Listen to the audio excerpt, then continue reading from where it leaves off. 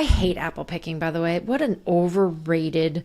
You don't like Apple Orchard? Don't they have like apple hard cider and stuff? Yeah, but my son kept picking up the apples and eating them. And then we went to the grocery store and he thought he was still at the apple thing, and he bit into a tomato. I'm like, what are you doing? No. Wait. Tomato? We're Italian. Scoop City is brought to you by Thursday Night Football on Prime Video. Hi, everybody. I'm the athletic senior NFL insider, Dianna Russini. And I'm Chase Daniel, played 14 years in the National Football League. Tua is back. Russ is cooking. Saquon is probably still running. Deshaun Watson is out for the season, and the Kansas City Chiefs are undefeated on their quest for a third Super Bowl. Man, I'm missing about 50 stories. We didn't even get to all of it. That's just like a couple that I thought of off the top of my head. Hi, everybody. I love the NFL. What's up, Chase? How are you, buddy? Loving life. Excited for this show and all the things that we are going to talk about today. How are you doing? Good. I don't know if this season feels like it's going quick or it's flying. I'm like in that in-between, right? Week 7 just wrapped up. We're headed to week 8. 10 games left in the regular season, so we still got a lot to get to. So we got tons of storylines that we got to dive into. We have Alec Lewis, our Vikings beat reporter, joining us. Minnesota coming off that loss, but we have some questions. What is this team like? How's Sam Darnold doing? What does this Kevin O'Connell program really look like? So Alec takes us inside the locker room, so he joins the show. But let's get right to this, Chase. Here's what I am hearing around the league. Well, Chase, we reported over the weekend that Tua is going to be back out on the practice field. His practice window opens up on Wednesday, and he spoke to the media about it and shared basically what went into all the decision-making and all the doctors he saw. Obviously, we know that the Dolphins, since week 2, put him on IR.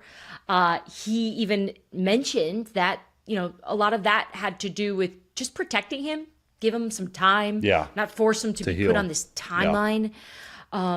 From having some conversations with people in Miami, Tua's really anxious about getting back. He wants to get out there.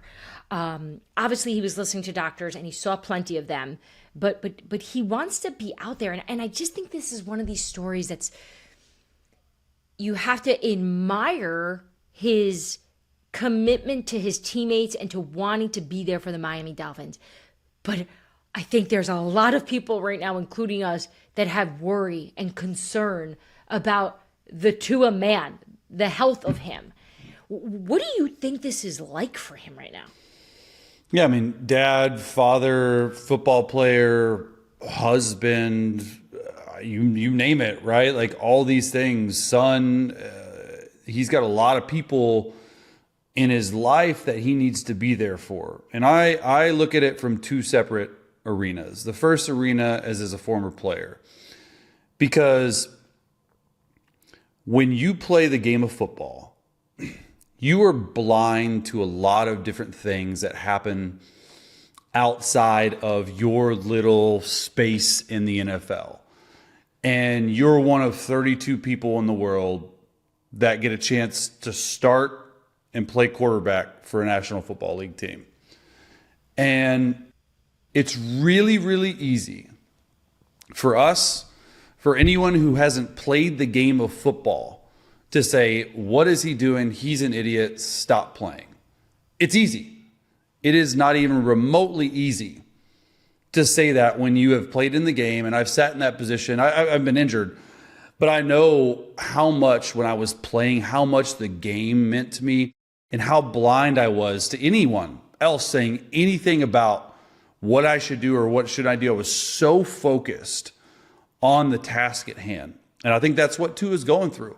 He's liking it. He likens it to, how much risk do we take when we get up in the morning and drive to work?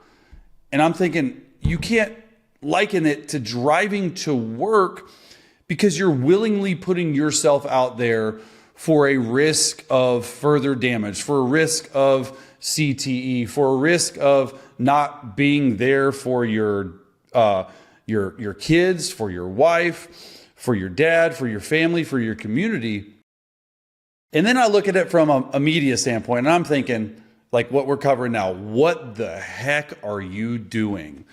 Like, just take a full year off, figure it out, and go on to the next one. And if you aren't like totally and completely healed and cleared and everything, there's so much more to life than football.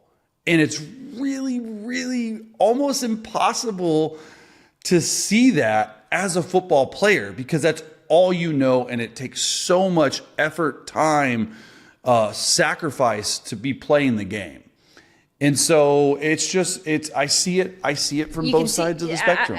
You lay it out really well too, of just the football player, the competitor, versus just perhaps maybe, especially for you, someone that's now sitting on the other side, away from football, covering it. Yes, but you're not risking your life out there every day. And he makes the analogy of, people are driving to work every day. Well, I'm not driving to work on the wrong side of traffic. You know what I mean? Like yes. where I'm going to crash. Like he's going to crash. That is what football is. It's a very physical contact sport. So, look, I think this entire situation is so challenging for not just Tua, the football player, but even the Dolphins organization, right? Because their doctors have to be on board with this. Mike McDaniel was extraordinary in dealing with the media since this happened this year after the Bills game. Really empathetic, sympathetic, trying to take all the pressure off Tua having to make this decision, giving him space, giving him time to do this, and really trying to, I thought, protect him. So for the Dolphins, who just paid him a lot of money to be their quarterback, they're in the business of winning, and Tua gives them the best opportunity to win. This offense is horrendous without Tua. And it has to be difficult for them to sit there and go, the best thing for this team is also perhaps putting someone's life in danger as well. Yeah, it's a difficult place to be in if you're the Miami Dolphins, because you're 2-4, you've won 2 games, you play the Cardinals, you got the Bills. Like, really, are they in it? Really, does Tua make that big of a difference when you're just not as good as you used to be? On offense, look, like Waddle and Tyreek have been quiet, and it's because it's the revolving door quarterback for the Dolphins, and I don't think they're good on defense. I don't think they're a good team this year. So I think that's what my issue coming from a media standpoint is. See, I think they think if they have Tua, they're better, and they are. They're going to be better. They're not going to be better enough to make the playoffs, though, Diana. They're just not a good football team. I to disagree. be completely honest. Look at the AFC East right now. They're not even good. Like who? Obviously the Bills are fantastic, but you have the Patriots. Who knows what that is? Which I know you watched some Drake May, by the way, and you're really pumped about what you saw from Drake May. Him. Yes, I can't wait to. Maybe I'll do that on Thursday. Really we'll talk about that. Yeah. But who knows with the Jets? We're going to talk about that next. So I don't know. I could see where they think that maybe if they get the right horses back in the stable here, they're not making the playoffs, Diana. I'm gonna tell you right now, they're not making the playoffs. And you're looking at it from like Tua hasn't played in a long time. Last time he played, he was laying there fencing with his finger. Right? It was bad. It was a bad concussion. What happens the next time it happens? Because he's going to get hit. How do you feel if you're a defender going against Tua and you're like, do I not hit him because I'm worried that he's going to get a concussion? Do I try to, I think there's some of that going on. There's going to be a lot of rust going on. Like, what kind of helmet situation is, it's just like, this is my thing for Tua is like, how many is too many? How many concussions is too many? When do you eventually walk away from the game? And I know you got a lot of money tied to it, but if this happens again, we're just back at square one. And we're all going to be saying, well, he shouldn't play again. And then what's he going to do? He's eventually going to come back. It's just like, my question is like, where do you draw the line? And I'm sure he's had conversations with his family about it. His family probably gave him the blessing, or else he wouldn't have done it. If my wife told me, I'm really, really, really, really worried about you, like, you do not need to go play, I'd be like, I'd have to seriously consider it in that situation. Yeah. Look, I don't think this is an easy decision and an easy situation that the Dolphins are dealing with, what Tua is dealing with. And people are so quick to get on TV and say, you should play or you shouldn't play and write about it. And I just, look, I think for his health and overall future, I don't necessarily agree with what he's doing, but what do you mean? There's no, well, do you agree or not? Because it's like, do you think he should go out there and play and put himself out for more concussions because he's probably going to get another one, or do you think he should? You know, it's. I think it's we know. It's a difficult I think situation. we know enough about the player. I think we've seen enough. You know, we've seen enough to know that this is going to happen again, and it's going to be on TV. We're going to watch this. You know, it's gonna. We're all going to feel uncomfortable, including, I'm sure, his family through all this. So Mike Tomlin knew what he was doing, huh? You can't. Yeah, you can't go against him. You really can't. I mean, more power. Did you see his smirk coming off the field last night? And you know what that smirk was like? You idiots in media. He's talking to me probably. Like, you would doubt me and think I wouldn't do the best thing. And I mean, it looked pretty bad though. Russ looked rusty in the first half. Yeah, the first half was rough. And I know you read my article over the weekend when I spoke to people in the Jets. They wanted Russell. They were so excited to see Russell in terms of having to face someone that hasn't played all season. He's going to be rusty. He's unsure of himself. Everyone else is unsure of him. And then he goes out there and wins this game and obviously won the job based on the way Mike Tomlin was handling the media afterwards. And just, man, what a change of narrative there, just knowing that there were so many doubts. And look, it could have gone either. We both know, like, if some of those things don't happen in the second half, if George Pickens doesn't help him with some of those catches. George Pickens mossing people. I'm like, what are you doing out there? Like, some underthrown deep balls that got, like, you know, good spot. But you got to give it to Russ though, because he played well. He did. But as our resident Justin Fields supporter here, what do you? Yeah. What do you think Russ is doing that Justin wasn't? Well, I know exactly. I'm glad you asked me that question, Dianna, because I just watched the All-22 film on this last game. Russell Wilson was under center for 41 out of 66 of his snaps. Its highest percentage since 2016. Chase, why are you giving me all these silly stats? I don't care about stats.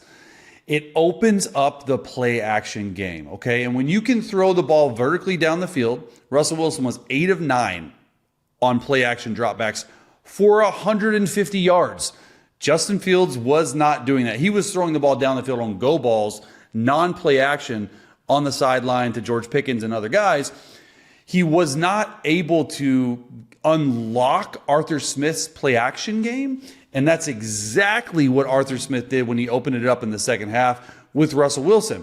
Not only did it open up the run game when you play action pass, but it also opened up the pass game because they were running the ball with Najee Harris. Now, you lose the X factor in Justin Fields with his legs, but you gain that extra little oomph in that play action game. And that, to me, is what's really important for an NFL offense to have. Yeah, I still think the core of this team will obviously be the ground game. But if Russ can just make some of these plays that we saw on Sunday Night Football, this can work. But here's my question for you. Are the Steelers a playoff team, though? Like, they're winning. You know. They're good. Yeah. So that's a great question. And it was actually asked to me this morning on the facility. And all the other guys were jumping on the bandwagon. Like, oh, yeah, Russ, take them to the playoffs. Oh, I'm not going to say who. One guy said AFC Championship game. The other guy said Super Bowl. I go, guys, just take a beat here. It's one game. Now, I do think, Dianna, that they can get to the playoffs. They will be a force to be reckoned with. I think 10 wins is about right for the Pittsburgh Steelers. Maybe 11, just looking at their schedule. Okay. But what I love about this team is that defense and run game. And what wins in the playoffs, you just got to get in defense and run game. And if you have that threat of Russell under center, play action passing, it just adds a second dynamic to it. A lot of coaches will say, hey, we need to run to set up the pass. What I saw last night from Arthur Smith was what Andy Reid and Sean Payton do. They pass to set up the run. And that is awesome. Like, I loved it. And Russ, that's what, let's be real, like some of these balls were wide open. Like, let's just call it what it is. But he got better as the game progressed. And as Russ goes and this offense can go, they scored 69 points in the last two games. I mean, the Pittsburgh Steelers, almost 70 points, almost 35 points a game in the last two. You got this defense with TJ Watt. They're going to make the playoffs, I think, but we'll see how far they go. Credit to Mike Tomlin for making this call, taking a chance here, trying to see what he had before it got too late. But also just credit on this Arthur Smith hire, too. This seems to be working. This is a town that wants to fire their OC every single second. And look, people are still pretty critical of some of the play calling, but he's figuring out how to make this work no matter if it's a Justin Fields thing, if it's a Russell Wilson. He seems to be, he's got some answers. So they've got something good here. Meanwhile, the team that I don't know if I have an answer for is the New York Jets. Whose fault is it now? What was your biggest takeaway, right? They got Devontae Adams now. Hassan Reddick showed up. He's going to be joining the team most likely for the Patriots game if everything works out. He's not going to be in game shape, but they're going to try to get him up and going. Yet they go out. Aaron Rodgers admits the energy wasn't great. I mean, all of this. What is wrong with the Jets? Yeah, my biggest takeaway was that the Jets are not a good football team. That's just what it is. I think that the defensive side of the ball, that's where I had more of an issue with, because their defense has been really good, top 5 in the league, and then you allow 37 points to a Russell Wilson-led Pittsburgh Steelers team. I'll tell you what the problem is. Okay, what is it? Tell me, please. Robert Saleh was fired. Jeff Ulbrich ran the defense. He is now the head coach with more responsibilities.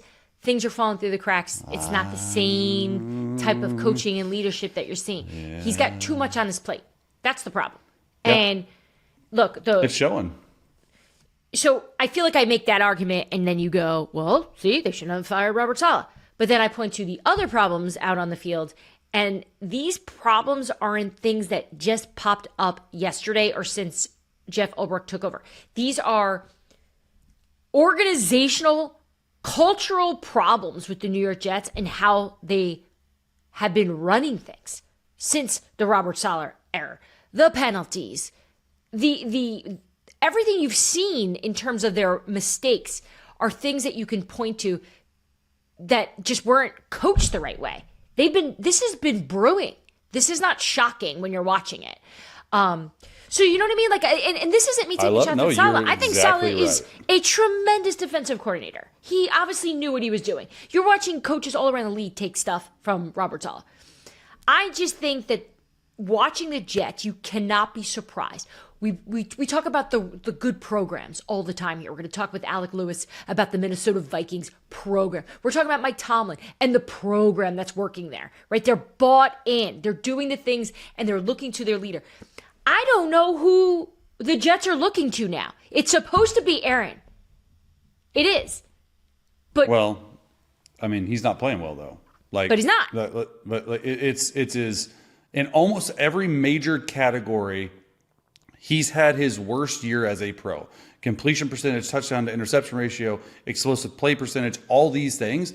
And look, you fire your head coach, which, does he have a say in it? I don't know. Like, I'm not getting into that again. You change play callers. You go and you get your best friend as receiver, who has 9 targets, only 3 catches, Devontae Adams, and you still are not good, and you're still not playing well. And eventually, and Aaron did a little bit of it, a couple nights ago, was he took accountability for actions and a little bit, and I think that's the first step in the right direction. He's still really defensive, and it's just. We try to complicate things in the media, Dianna, right? And the least way of complicated thinking is turning on the All 22 and just watching it with a non-biased eye. And when I watch their offense, I'm not impressed.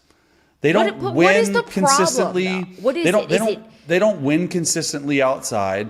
The route concepts are stale. There's very little motion. There's very little shifts. It's an Aaron Rodgers offense stuck in the 2018, 19, 20s. And the game has passed that offense up.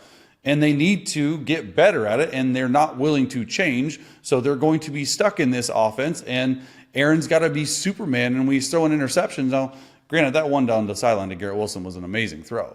But you turn the football over and you're not playing good defense, you're just not a good team. Yeah, and I don't know how they're going to dig themselves out of it. You know, there's definitely people around the league who still think they'll be good. You know, I was having a couple of conversations. I'm not telling you who I was talking to, but people think that they still have it. You know, and so we'll figure if they can iron it out. It's going to be on Aaron. It's got to be on Aaron to go. That they still have this it. Isn't good enough. We're going to figure this out. They are 2-5, Diana. They have to win. Listen. They have to win 8 of their next 10 games to even sniff the playoffs. That's not happening. To get to 10 wins, it's not happening. Can you imagine you're Woody Johnson? You made this trade for Aaron Rodgers. You gave him the keys. You gave him all of his buddies to come over to New York to play with him. You made all these changes. You paid Devontae Adams. You made a deal with Drew Rosenhaus to get Hassan Reddick in. And this is what you're getting. You're telling me Woody Johnson still loves Aaron Rodgers? How could he? It's like, I did all of this for you. And I'm not saying Woody's not guilty of his own issues, but it's a sign of a dysfunctional organization when you're trying to put Band-Aids over major fixes when you need a completely tear down and re-gut it. Because in 2 years, that's what they're going to do. They're going to be stuck in a worse spot with worse cap space, all this stuff, because you went out inside a bunch of Aaron Rodgers buddies, and it's just going to look the exact same. And you're going to be stuck in purgatory again. And you know what you want? You know what you want to be? You want to be the Commanders, right? Because when we think dysfunction, in my lifetime, I just think Washington. Not anymore. You were there. Yeah, not anymore. Right? Things are good. Jaden Daniels, not great right now. It's going to be a week-to-week situation with this rib injury. But, you know, look, they played the Panthers. I don't know what that is either. Me neither. They need to, We talk about tearing down, and I don't know if the right program is there in Carolina. But I do think the right program led by Dan Quinn is there, and what they're doing. And obviously Cliff Kingsbury, this edition, it is working. It's working not just because we've seen Jaden be fantastic, but Marcus Mariota is able to step in there and run this offense with comfort and ease, and was fantastic. So they have something special there that, I mean, everybody's kind of seeing it. So do you think the Commanders are going to be a real threat, though, when it comes down to it in the NFC? It comes down to Jaden Daniels. Let's be real. If he's missing a few weeks, I think Marcus Mariota played excellent. And that just goes to show you, we talk about a lot on this show, the value of a backup quarterback that can go in and run the system with Cliff Kingsbury. But if you're stud, which he would win Rookie of the Year right now if there was a vote, Jaden Daniels would. If your stud's out for multiple weeks, you're going to have some issues. If Jaden Daniels healthy and can play and get back quickly, I think they're easily the front runner in the NFC East. Yeah. All right. So we touched on the Panthers really quickly there. I'm keeping an eye on Bryce Young.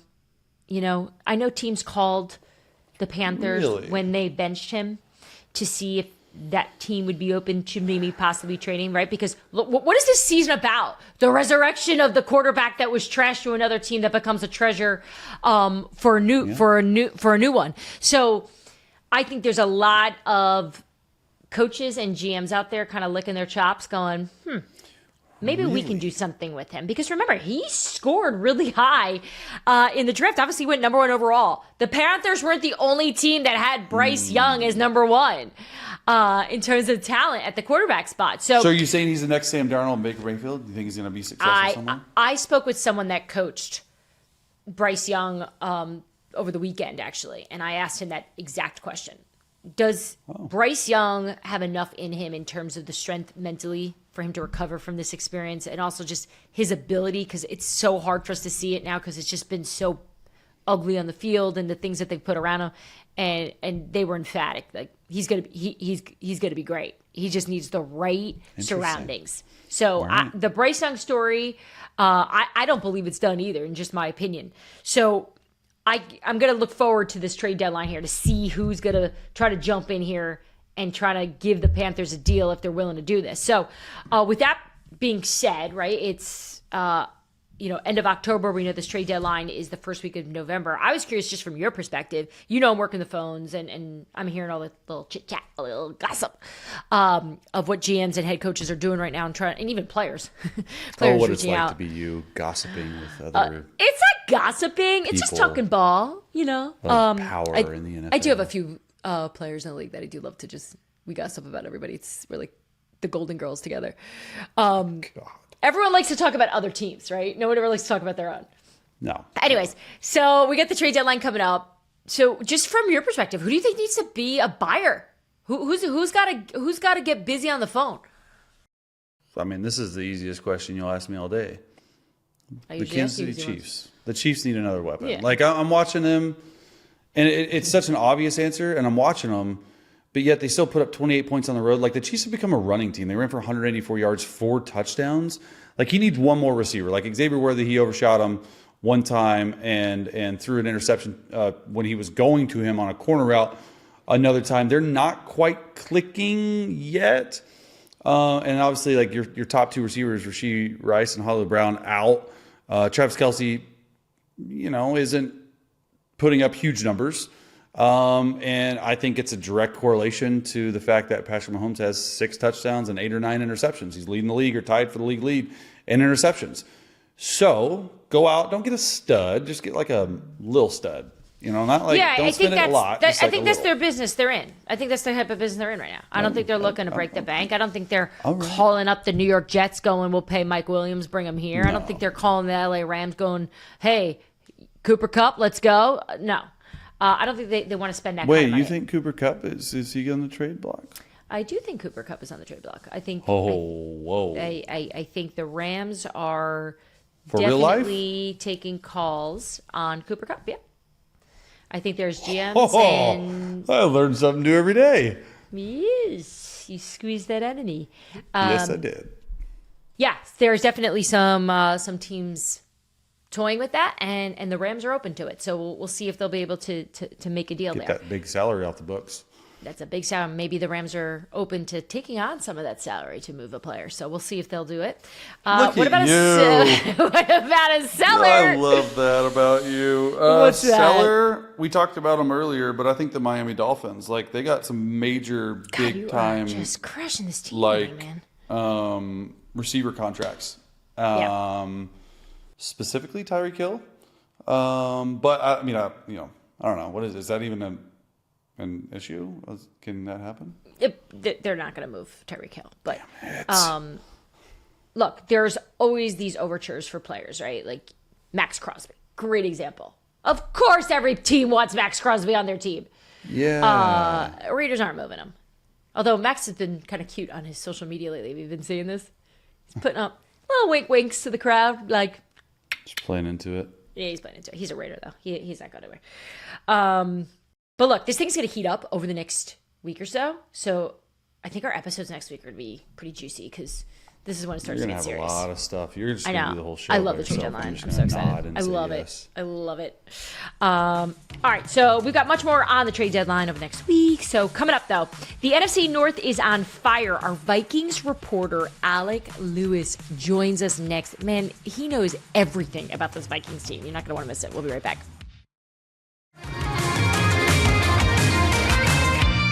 Back here on Scoop City, we have our Minnesota Vikings beat reporter, Alec Lewis, once the sports editor of The Man Eater. What a name for a student newspaper, Alec. My God, that should be in your Twitter bio. Sports editor, Man Eater.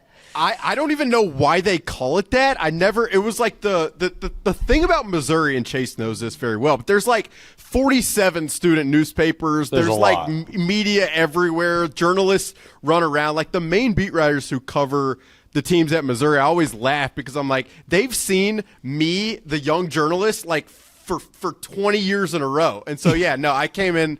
It was the reason I left the state of Alabama to go to Mizzou, and it was awesome. I covered, as I told you guys before, Drew Lock's entire career, and he and his family were phenomenal. And it really it spurred like me wanting to still do what I do every day. And I love it as much as I do because of partly the experience I had there. It's the best journalism school in the world, Dianna, if you didn't know that.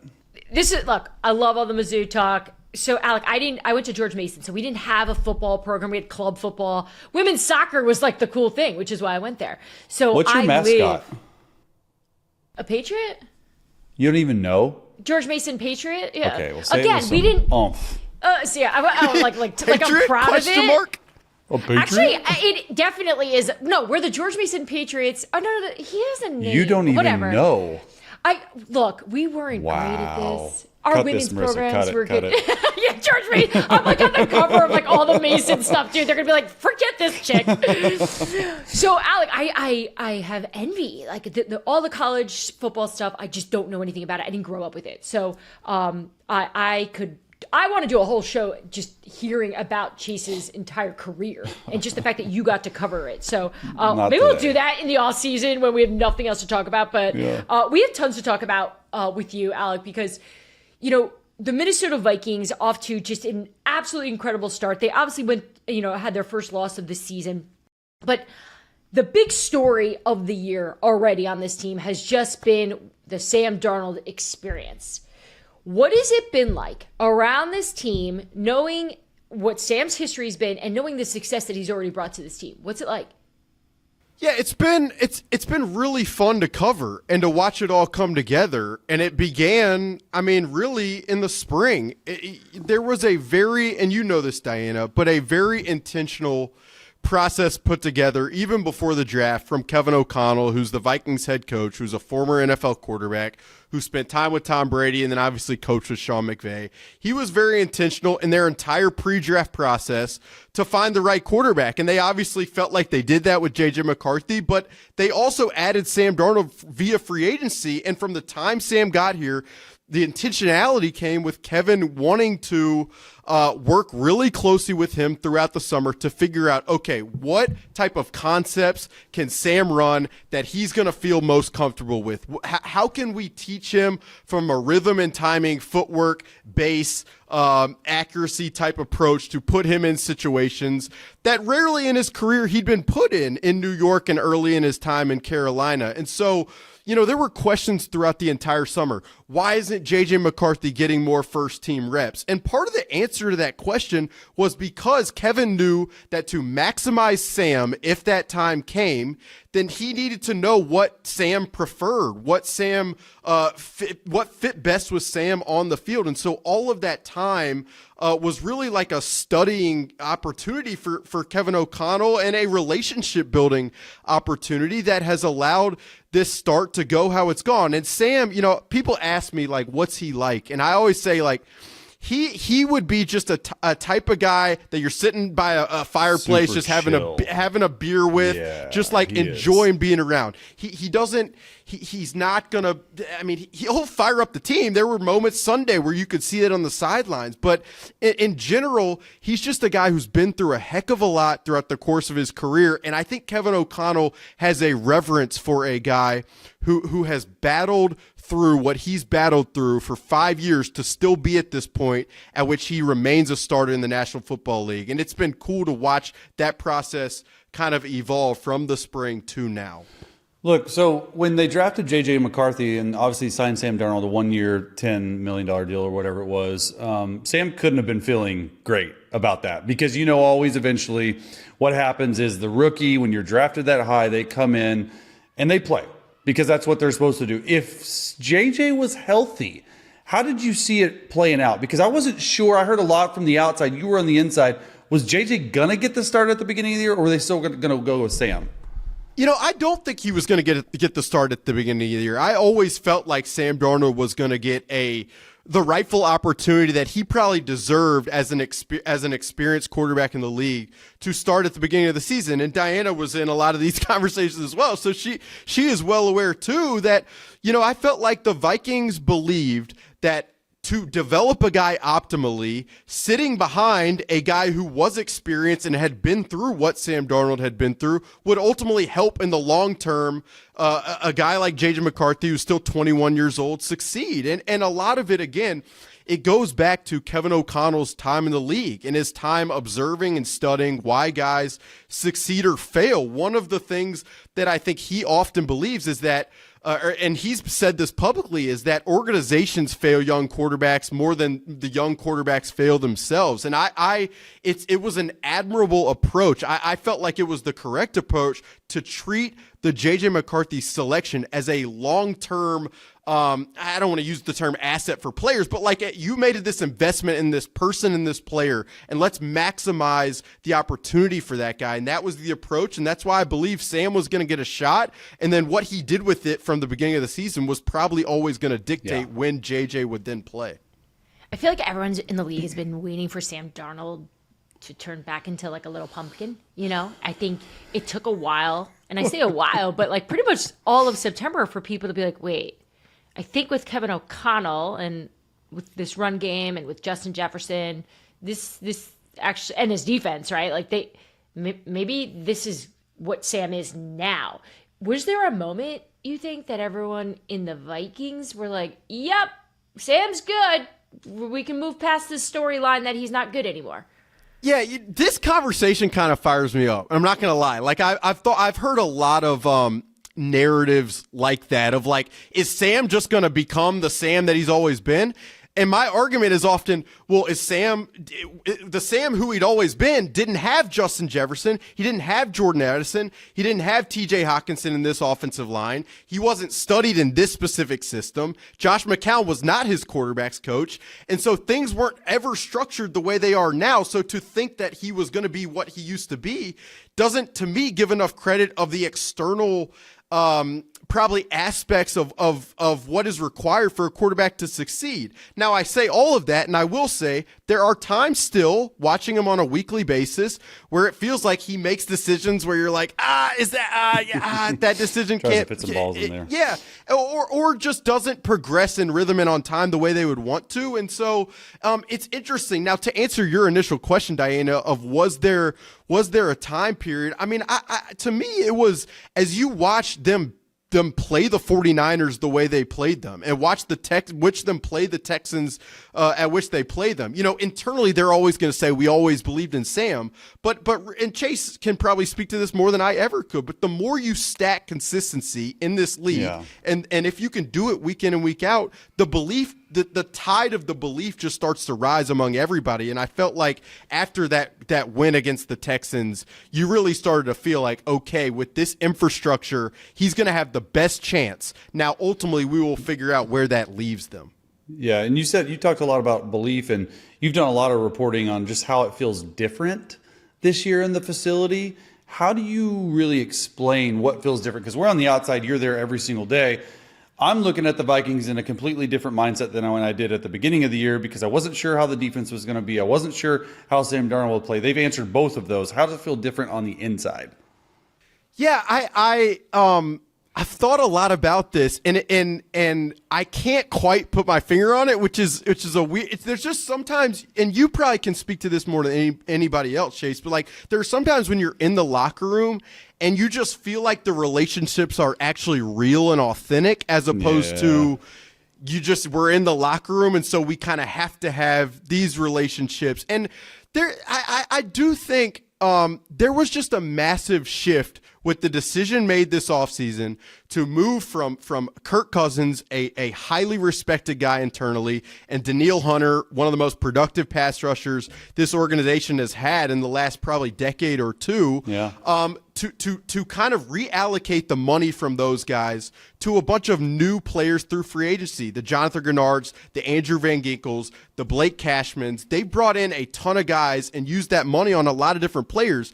And while they have all played really well, the interesting aspect of all of those guys is they are more vocal, I think, than some of the players that have been here in the past. Oh, wow. And they are very aware. They're all very intelligent. They're all kind of connectors within the locker room. And I think that has helped create the big vibe that we've kind of felt. And then you mix it with veterans like Harrison Smith, like Harrison Phillips, like I'm trying to think of other guys in this locker room who just, they are selfless guys who just want to win more than anything else. And so the blend of what they've done, whether it was all intentional or some intentional, but also some spontaneous, it's just worked. And it's why I think partly the defense has been as good as it's been and the team has felt the way it has. Chase, Alec, and I worked together a lot on reporting during free agency with Kirk Cousins leaving. And I can tell you the feel of the team when it became a reality that Kirk was leaving compared to what it is now, it's truly night and day. And it wasn't panic in that building when Kirk was leaving, but we all know that there were people there that wanted him because he can run the offense. And you're taking a really big risk in hopes that Sam Darnold's going to be able to understand it, and then we're going to go out there and be able to pick the right quarterback out of the draft. So the fact that they've been able to navigate this, figure this out, other people stepping up, and it's been seamless. We've had Kirk on the show before, Alec, and, I don't know if he'd ever truly reveal, but I wonder how he sees this. Like, wow, I guess they're all right without me, It's got to be such a weird space for him to be in. The Brian Flores storyline had been brewing a bit, but I think it's really in our faces now. He's emerged as just a weapon for the Vikings, and offensive coordinators around the league have told me that they are not easy to scheme against. No. Chase, have you ever gone against them? Sorry to interrupt. It's awful. It's awful. Well, there's a couple different things that he does, and one is before you even step onto the field, as quarterbacks, we have weekly protection meetings, blitz meetings. And not only does he blitz on first and second down, he's got an insane package on third down where you just have to be really tuned in to what's happening. We would have 2 or 3 blitz meetings a week. So it would be taking time away from other things we should be working on. And the funny thing about it is, Alec and Dianna, is you spend all this time as a quarterback and you got your rules and protection and you think you got them figured out like to a T. And they'll do this 8-up stuff with his AA mug, and they'll drop out way more than they pressure. And you're like, no, blitz, I just want to pick it up with my rules. And they'll do different things that just really trick the quarterback's eyes. So that was the biggest issue. And then on the field, when bullets are flying, when the live game reps are going, you think you're protected backside, but Harrison Smith is the best blitzer off the weak side of anyone I've ever seen. And he looks like he's playing too high, and all of a sudden he's like sack fumbling you from the back. Like, it's just really difficult to deal with from a mental aspect, and then physically actually going on in the field and doing it. Chase, Alec and I have like a funny little inside joke going that there's like some minimum per day of a Kevin O'Connell story that has to be written right now, because he is so the darling of the NFL. But there's reason, right? Like, he's a good coach of the year, man. Person. He's incredible at his job. He's the face of the Vikings. When you, I mean, Justin Jefferson, but you start to think about it. Kevin's right up there. And he's a player's guy. And then when you talk to other GMs and head coaches around the league about what Kevin's about, what he does, you're just blown away with how much respect he's garnered over just really a short amount of time here in his coaching career. And obviously as a head coach here, he's in his 3rd season now. Just in terms of what you've seen from Kevin and just like the growth from him, what have you observed, without us making fun of the fact that everyone worships him? I think we've texted about it. I'm like, it should just be the Athletic Kevin O'Connell production, the way that we have seriously highlighted. Because he's easy to write about because because it's like incredible to see. He does such a good job. Well, you forget sometimes that he's a but a first-time head coach. Head coach, because right, this is his 3rd season, and I think, the growth for me in watching him has come in a couple aspects. One, I think he's gotten better in terms of having such a wide play sheet on Sundays, because initially, the first year he got here, the way that defenses tried to counteract Justin Jefferson was just very different, and it's different on a week-to-week basis. And so I think that first year really shaped this plan of like, okay, going into every weekend, we have to have contingencies of how the defense is going to play Justin Jefferson, and then how we can counteract that. So I think he's grown in that regard from a preparation standpoint as a play caller going into these games. From like how he manages the entire organization, I don't know if there's been much growth. One of the maybe his quality that is most impressive to me is like he is just a figure. He's like the exact type of figurehead leader that you would want for your organization. Brian O'Neill's a right tackle who's been here for a long time, and he said to me, he asked me in training camp, we were talking, and he's like, that NFLPA report card and how good we did doing those things. I said, like, yeah, of course. It seems like that's the greatest PR thing you guys could possibly have. He's like, well, Kevin is the report card. He's like, he sets the tone, and I know thinks of everything. The Athletic Kevin, but it is from the way they treat players from a health standpoint, from an intentionality in terms of the game plans. And I say all this to say, like, they face a test right now. This is the first they lost to the Lions. And it was their first loss of the season, and it was a really close game against a divisional opponent that would have been a really big win.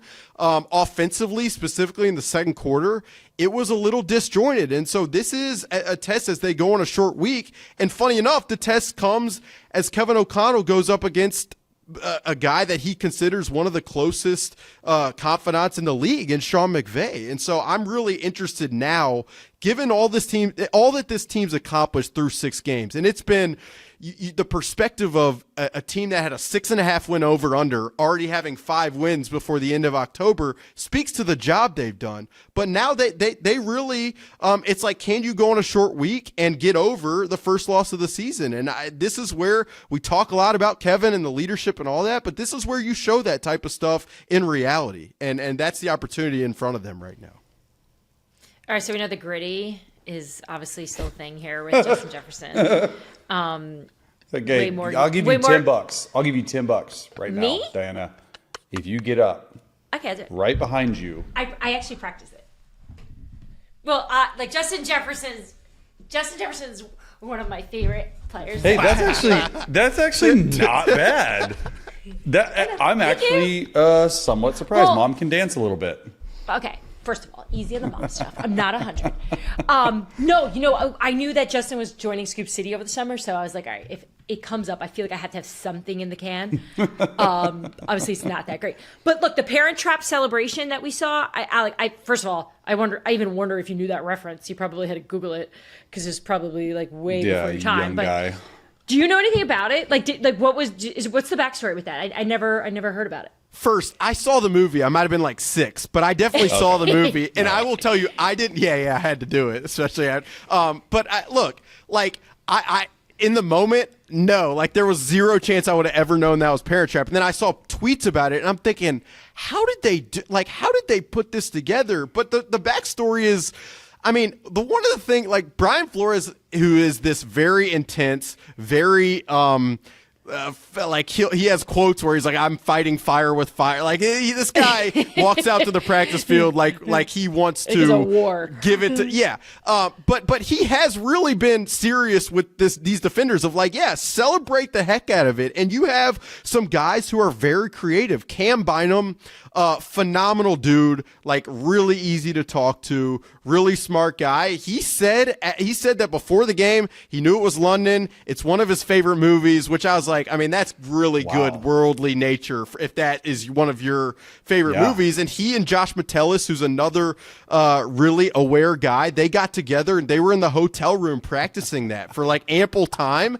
And it's like, I mean, I don't know. I guess if you feel that confident that ultimately you're going to turn the ball over and get a chance to do that, why not? But I was kind of mad at myself as a beat writer that like it wasn't a more important thing in my game story. Like when someone does something like that, that needs to be that's like big time. That's what people want to talk about. So that's all we care. You're learning and growing. Maybe at the Man Eater you didn't learn all that, but you know it now. You know, like you figure it out. I don't think. Well, you know, it's all part of the character, right? That makes these teams interesting and makes the players special. I mean, Justin Jefferson's made a career out of just doing the gritty outside. Be yourself, man. Be yourself. Incredible skill set, you know. And Chase, that was one of the things that I'd seen Justin on Netflix and stuff, and you know, we learned a lot more about him. I think with that exposure, just the way we learned a lot more about Kirk. No doubt. But I think I was really taken aback by his just genuine kindness. There's a little bit of an innocence there. Nice. Yeah. Like what is he like around you guys with you know, even when you guys are winning?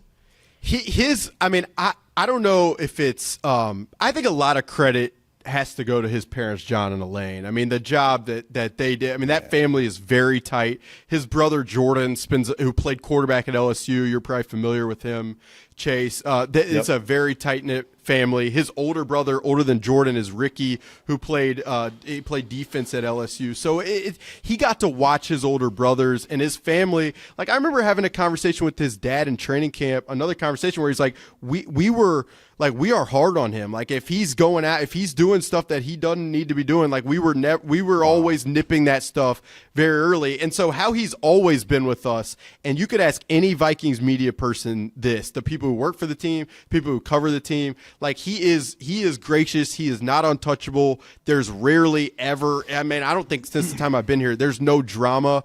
I mean, maybe my favorite little anecdote with him is there is this longtime receivers coach named Jerry Sullivan, who I believe he's 80 something. He coached forever in the league, and he and Justin have maintained this contact since Justin's time at LSU. And Justin, checks in with him. There is just a level of like awareness and care with him that.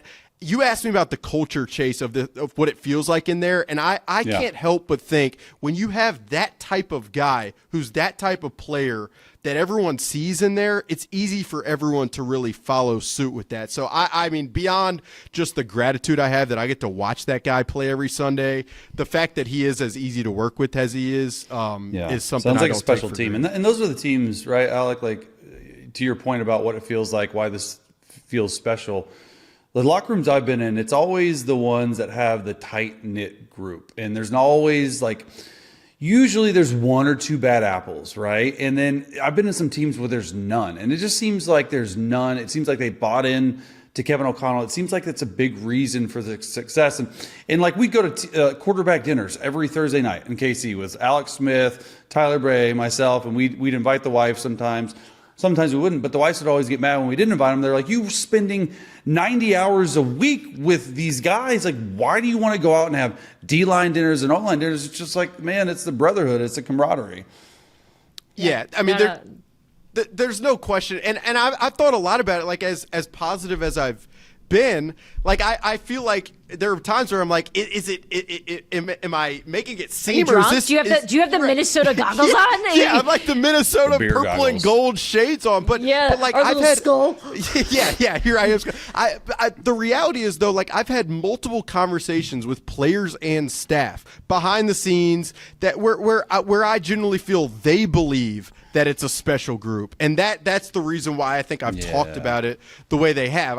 And you hear it all the time. You know this. Like, teams are always trying to convince themselves that it is what. But I genuinely, totally. I think there is a genuine aspect to all of this, and so we'll see how it goes. I mean, I had a buddy the other day. He's like, nothing in the NFL ever seems like it is how it really is, and so that's always in the back of my mind. I'm always thinking about it, and it's always something. You got to do it every single week, and so that is their challenge. Because that's what's wild about this. Like, they are off to such a tremendous start, and it feels like the momentum is with them. But we still have 10 games left this season. 10. We are just starting this thing. So we will see how they fare. Alec, thank you so much for joining Scoop City finally. I know we talk so much about it, the show, and we're always checking in with you because you're the best beat reporter on the ground covering this team. So thank you so much for joining us. Yeah, appreciate it. No, it was a blast. Good to meet Chase, and I'm glad you didn't throw me under the bus for maybe sleeping later than I probably should, and my editor won't listen to that, hopefully. Mizzou, baby. All right, Chase, before we wrap up the show, we want to do the segment called You're So Petty. I don't know why. Why are you saying it like that? I don't know. I think it must be. Why? I don't know. Let me You're just. so petty. You know what it is? It's like a mix of like Rosie Perez from White Man Can't Jump mixed with the segment, right? Because she goes, "Billy, you're so stupid." We're not doing that. Oh, we should do a segment. An accent? All it says I don't know, is, but we I'm should definitely petty. do a segment called "Billy, you're so stupid." We name all the stupid plays of the week. Okay. I would do that. I want to do. I'm feeling petty though. I'm feeling petty.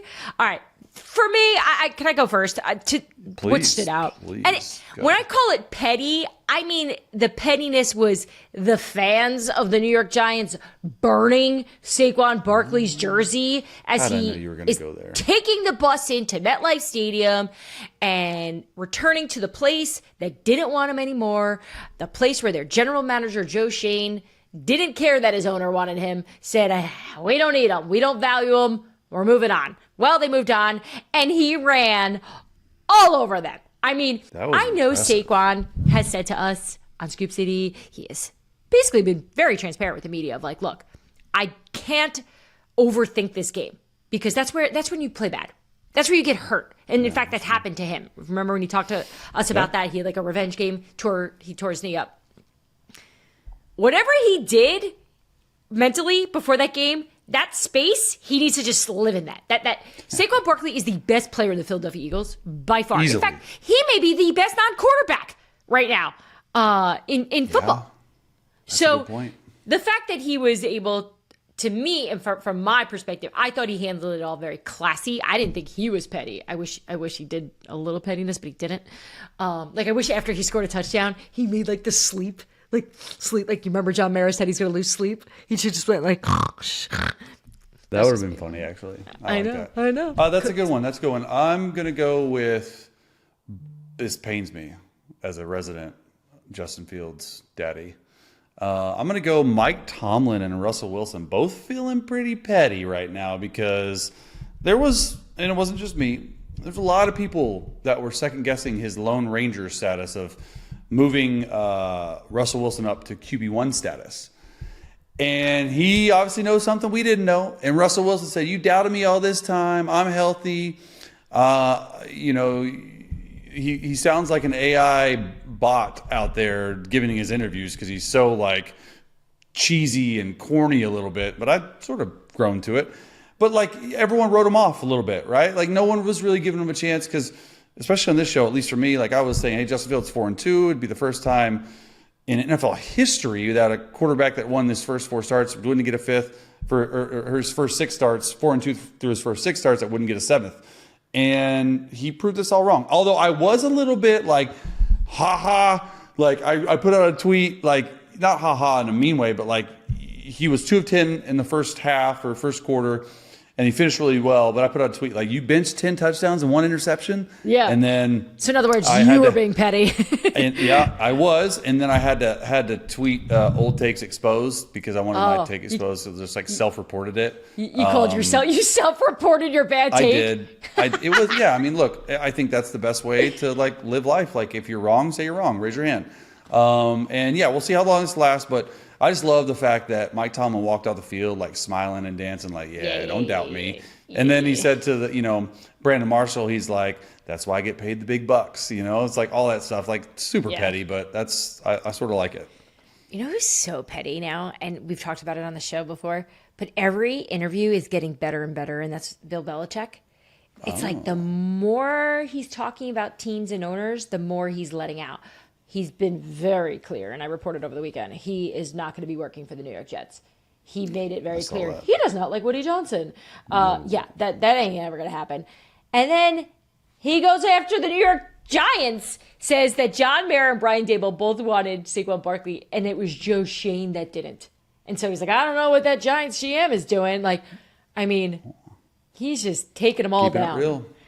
Keeping it real. I feel like he's just using this platform to just let off the hot takes he's been holding back all these years. So I do think he's got a little petty in him when he does it, right? Because he plays it like he's just being kind of innocent in it. Like, oh, I'm just answering the question. Well, you are very motivated with answers. All right, let's wrap this up. Just any pettiness from you lately? Have you been petty at all? Anything? I'm not petty. Anyone in your life has been petty? No, I'm not petty at all. You are so petty. You posted up a sign outside of your workroom at your studio to show Dan Orlovsky that you were working hard. Was all you bit. are That Petty was funny. LaBelle. Like you are so petty. Oh, Petty LaBelle. All right, yeah. I guess if you want to say that, like even though it was sarcastic, yeah, sure. You can call my sarcastic humor pettiness. Yeah, sure. What about you? No, I am a professional. I never give into emotional. Why I are you don't ever smiling have while you're emotional saying reaction. I don't know if you've ever spent time with me. I am steady Eddie. I mean, nothing bothers me. That's I never get angry. farthest from the lie I've ever seen in my entire life. Why are you lying to our viewers and our listeners? Stop it. If you watch Skip City, you listen to us, you guys know I'm petty. It's why I'm probably the way I am. That's why you're good at your job. All right, for me, something that I probably was being a little petty about this. So, look, on the East Coast, I know San Diego, the weather's beautiful all the time, and you're surfing and like sitting, having cocktails, and life just is amazing. Sunny But and here, 72 right now. I don't want to hear about it. So here, obviously, the weather's changing. It's fall, and like the thing to do as a mom with your children is to do like the fall activities, right? So we did the apple picking thing. I could just imagine you in fall activities. Oh, just a nightmare, right? I got my phone Your out. pumpkin spice latte. Mikey and Joey are hanging off the hayride. I'm not even watching them. My husband's staring at me like, what? Like, put your phone down for 2 seconds.